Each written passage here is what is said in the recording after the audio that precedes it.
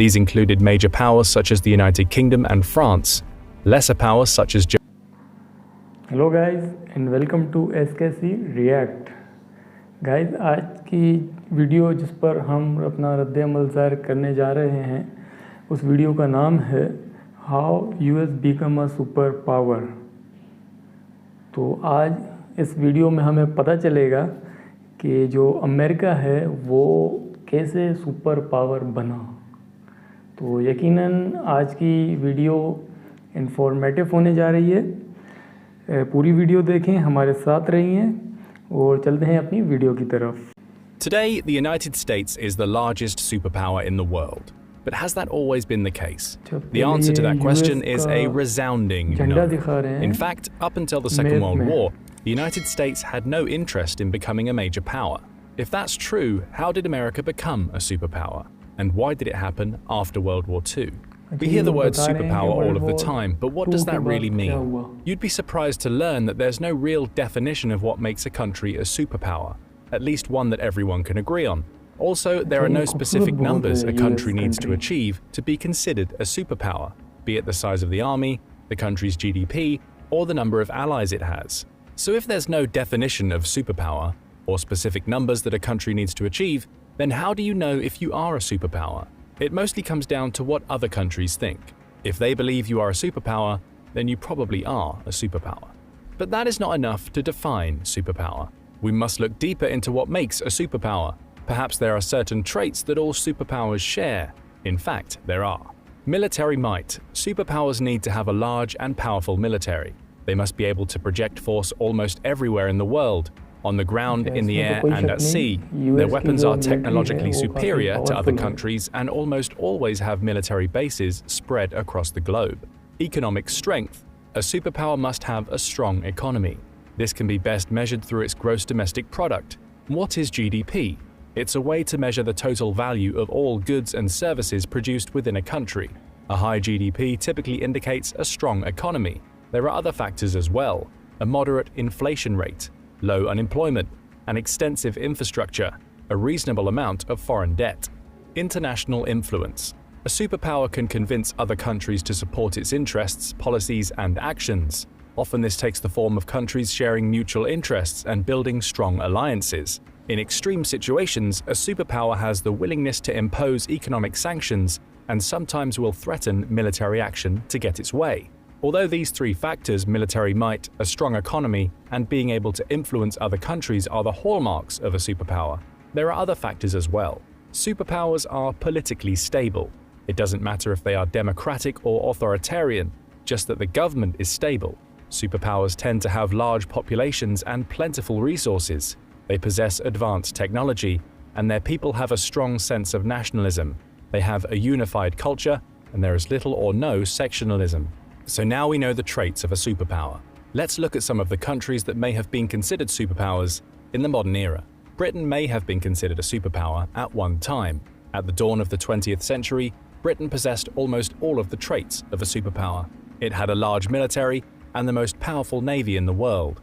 And with that navy, it could project power almost anywhere. It had a vast network of colonies, so vast that it was once said that the sun never set on the British Empire. It was highly influential in world affairs and had a strong economy based on manufacturing and trade. Although Britain itself did not possess vast resources, it was able to rely on its colonies to produce everything it needed. Its internal population was not particularly large, but when combined with its colonies, it had a significant population as well. It had all the earmarks of a superpower. But what about the United States? What's the background story here? The answer may surprise you. Throughout most of its history, the United States was considered a minor, relatively insignificant country.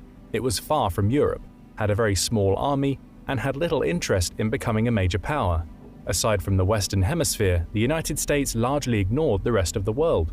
That began to change in 1898 as a result of the Spanish-American War. Almost everyone expected Spain would win, and win easily. After all, it was militarily much larger. Yet the Americans swiftly defeated the Spanish at sea and on land. Not only did the United States soundly defeat a major European power, it had done so in a mere 6 weeks. What was even more impressive was that the United States had been able to capture Spanish territory far from its shores. By the end of the war, America controlled several territories in the Caribbean. It had also wrestled control of the Philippines Islands far from America's shores. With the Philippines, America now had a foothold in Asia, a base from which it could trade throughout the region. It also annexed the Hawaiian Islands, allowing it to control part of the Central Pacific Ocean. To everyone's surprise, the United States had built a small empire for itself. Europe began to realize that the United States had the potential to become a world power. Its vast resources and manufacturing capabilities had long been known, but in its war with Spain, the United States had shown an unexpected military capability. Not only could it raise an army very quickly, from less than 30,000 soldiers to 220,000 in a matter of months, it could fight far beyond its territorial waters. It was the perfect opportunity for the United States to establish itself as a rising power. Yet, within a few years, the United States lost interest in the rest of the world and retreated into isolationism. It slashed the size of its military and refused to involve itself in European politics.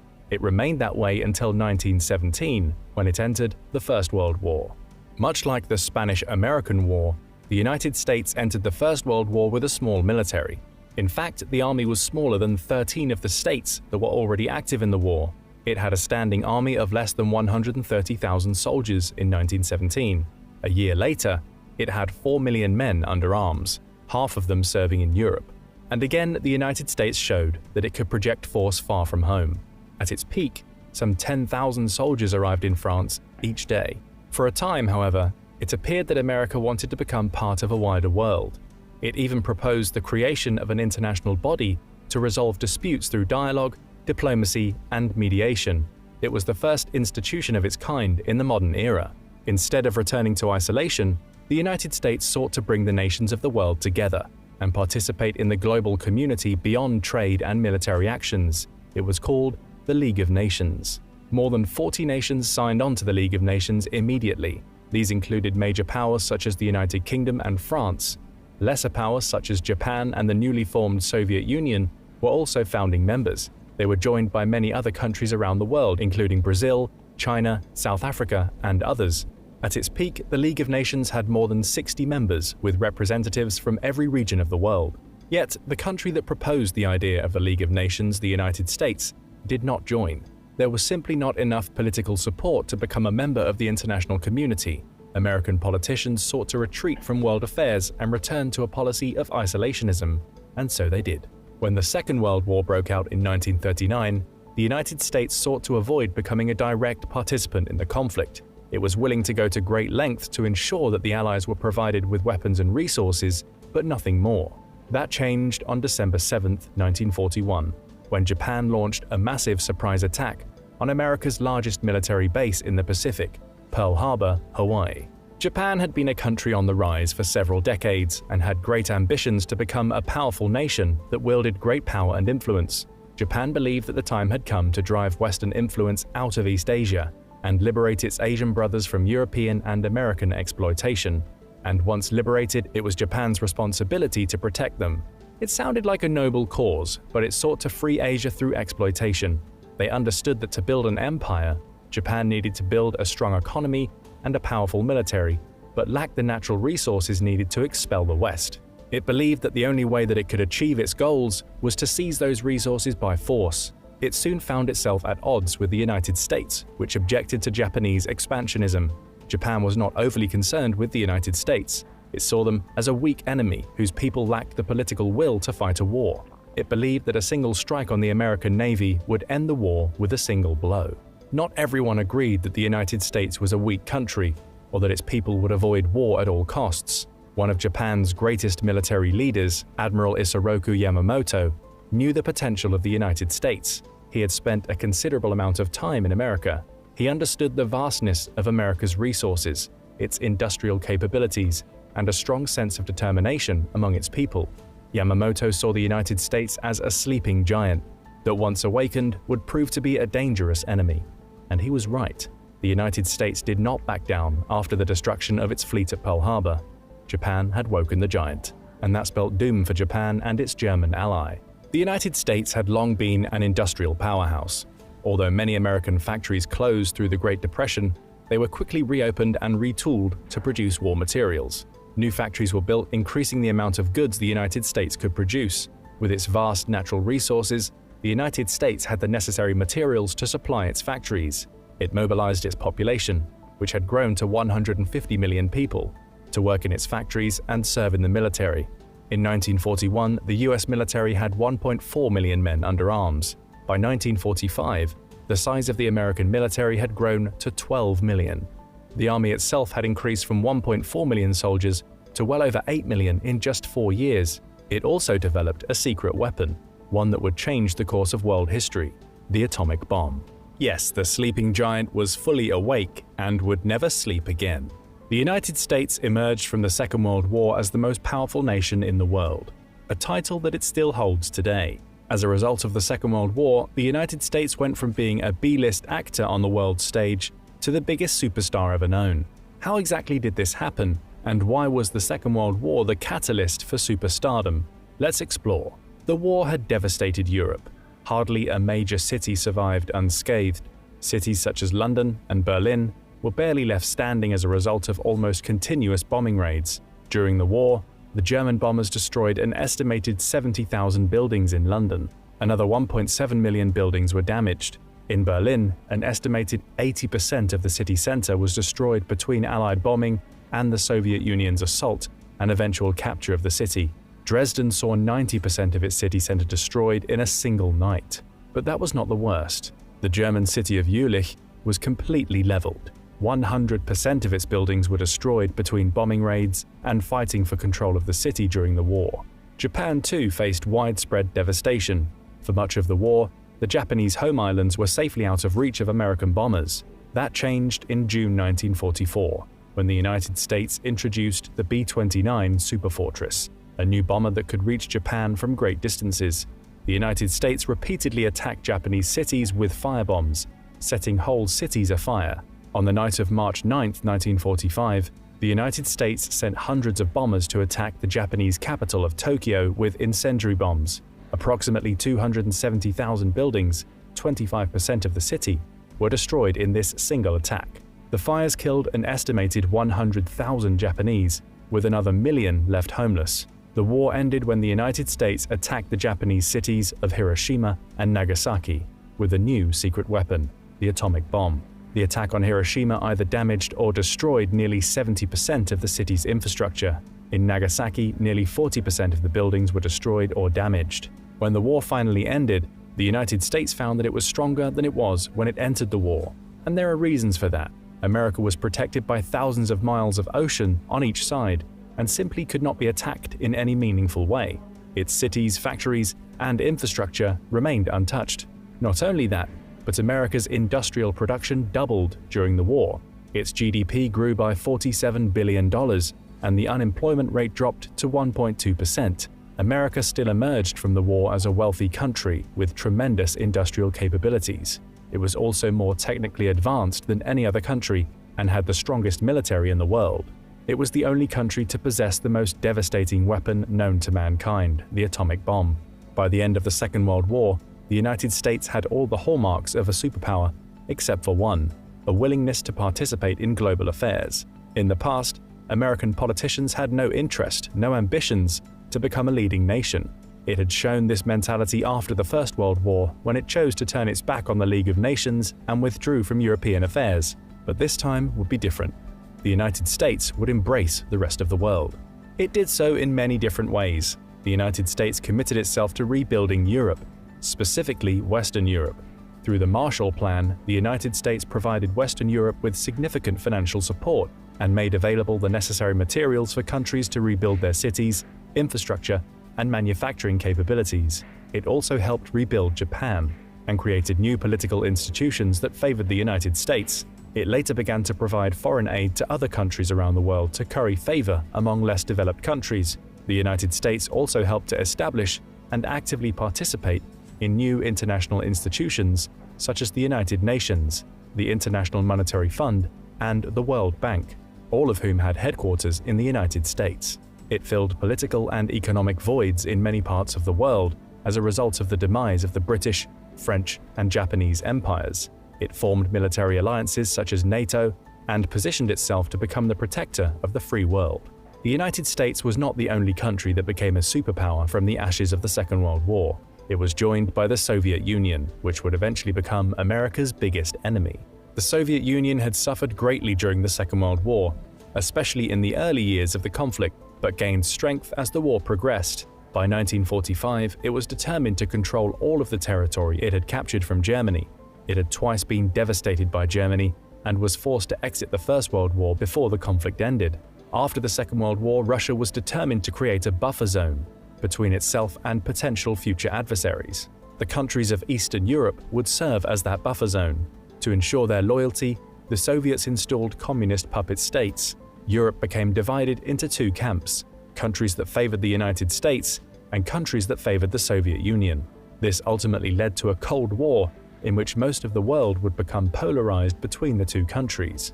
This changed in the early 1990s, when the Soviet Union collapsed. The reborn Russian Federation was still a superpower, but much weaker than it had been. It soon regained its strength, and Russia began to challenge the United States as a new Cold War started to emerge. Russia proved to be a paper tiger, however. When it invaded Ukraine in February 2022, the global community believed the conflict would last only a few weeks. Nobody ever expected Ukraine to fight back in any meaningful war, but it did. After Ukraine beat back the initial Russian advance, the Western powers began to slowly arm Ukraine with modern weaponry. Western arms changed the tide of the war. Russian equipment proved to be significantly inferior to American, British, and French weaponry, and today, the Russian army is on the defensive. Russia's status as a superpower has been questioned as a result of its failure on the battlefield, and the fact that world opinion has turned against it. Russia has very little influence in world affairs, and its economy is in tatters. It no longer meets the key qualifications of a superpower. If Russia is no longer a superpower, could the United States eventually lose its superpower status too? It's possible, but not anytime soon. America still possesses all of the traits of a superpower, but some areas are starting to weaken. The United States has amassed a staggering amount of debt in recent decades, and it faces a serious trade deficit that increases every year. Just last year alone, the trade deficit increased by more than 10%, and there are no signs that the situation will improve in the next few years. Political divisions are widening, and the ability to compromise is becoming more difficult. Even election results have been called into question. But not all is lost. America remains the most powerful nation in the world. It has a modern and powerful military that is second to none. Its economy remains the largest in the world, and there is no evidence that its influence on world affairs is in decline. Problems can be fixed, and the United States will remain a superpower for the foreseeable future. But will it be the only superpower? China may be on the verge of becoming a superpower. It possesses many of the qualities of a superpower. It has the second largest economy in the world. It has the largest army in the world, and it's rapidly modernizing its military. China has the third largest nuclear stockpile and is actively expanding its arsenal. China has a strong and unified government, and its influence outside of Asia is growing. It has the largest population in the world and possesses advanced technology. Yet China is facing some headwinds in its attempt to become a superpower. Its economy may not be as strong as it appears, and its navy still needs to build more ships that can operate far from its shores. Yes, China has the potential to become a superpower, but that might not be as soon as people think. What do you think? Will China become a superpower? Can it challenge the United States on the world stage? Let us know what you think in the comments below, and don't forget to subscribe for more military content and analysis. Guys, I am totally shocked and amazed after seeing this video, and reason is Americans GDP and his military. Guys, video की आखिर में ये भी पूछा गया कि क्या China challenge कर पाएगा अमेरिका को, कि इसमें कोई दो राय नहीं है, क्योंकि चाइना एक खुद पावरफुल कंट्री है मैं भी, और इस वीडियो में फ्रांस का भी नाम लिया गया और जापान का भी नाम लिया गया। ये कंट्रीज़ अपने आप में बहुत ही वेल एजुकेटेड और मैं समझता हूँ कि एक पावरफुल कंट्रीज़ हैं। तो मैं उम्मीद करता हूँ आज की वीडियो आप नाज़रीन को ज़रूर पसंद आएगी। अपना इज़हार राय हमारी कमेंट सेक्शन बॉक्स में करिएगा। हमें ऐसी वीडियोस सजेस्ट करें ताकि हम उस पर अपना रद्द-ए-अमल ज़ाहिर कर सकें। हमें दें इजाज़त, हम मिलेंगे किसी एक और वीडियो में। तब तक अल्लाह हाफ़िज़।